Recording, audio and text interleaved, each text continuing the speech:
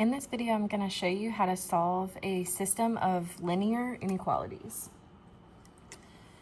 For the first one, it's not in slope-intercept form. It says 4x plus y is less than 2. So the first thing that you want to do with this is get y by itself so that it can be slope-intercept form and it'll be easier for you to graph.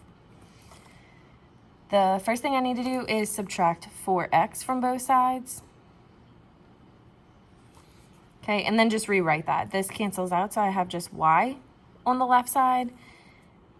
I did not divide or multiply by a negative number, so my less than stays the same way. I'm going to put negative 4x first, and then plus 2, because that's a positive 2. Now it's in slope-intercept, and I can easily graph this. Start by putting a point at your y-intercept. This is the y-intercept, it's positive 2, so I'm going to put a dot at 2 along the y-axis. My slope is negative 4, okay, or negative 4 over 1. From here, your y-intercept, you're going to go down 4, right 1, okay, down 4, right 1. This is where I'm going to put that point. Now, if this was lower, or if I was going to run off of the graph some kind of way, if you have a negative slope, you can either have that negative on the top, or you can have that negative on the bottom. So if I went down 4 and was off the graph, I could instead put this negative here, and I would go up 4 and then left 1, because my run is negative 1. These are the 2 points that I need for this line. Okay, this is a less than. It's not a less than or equal to, so my line needs to be dotted. Ooh, that's a rough line, y'all, sorry. Okay, from here I need to figure out where to shade it. It says less than. If you're still having trouble shading, go to where your y-intercept is.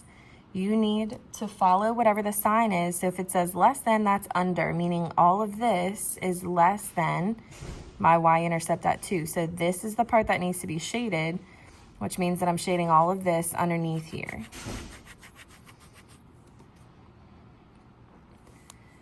For the second one, it says y is greater than negative 2. Okay, y is equal to negative 2 here. So if I need greater than negative 2, that means I need everything above this, because this is where y is greater than negative 2. For these, you're going to have a line, horizontal, going through negative 2.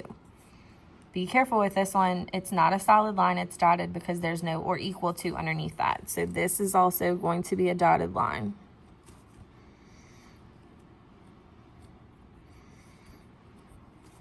Okay, and it's greater than, so I'm shading everything above it.